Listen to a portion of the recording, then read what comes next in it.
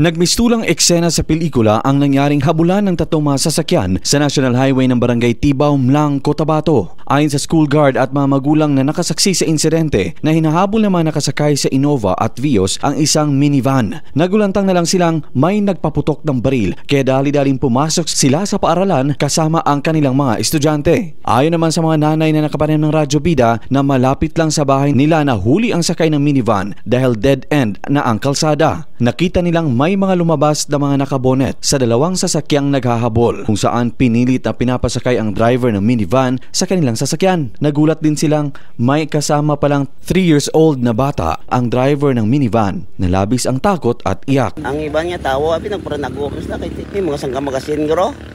Diri daw tatlo dito sa barangay hall daw apat. Ito balakay kaya ang mga bata na tigawas pa Standby mo diyo tapos bigla palupok. Last naman nga dalan ang dira. Pagkaabot nga may nagnaog. Tapos nag-adto dito sa minivan. Nakabunit man. Ginkuha tong driver. Pagka may bata pagid nga ginkuha, gindara nun sa porter sakay dito. Nabatian lang namon gahibi ang bata. Yan lang gani jackpot lang kay wala isang mga bata. Ang istorya nila is mga smuggled nga cigarette. Patuloy na nakikipag-ugnay ng Radyo Bida sa PNP kaugnay sa insidente. Luigi Alan Totor, NDBC, Bida Balita.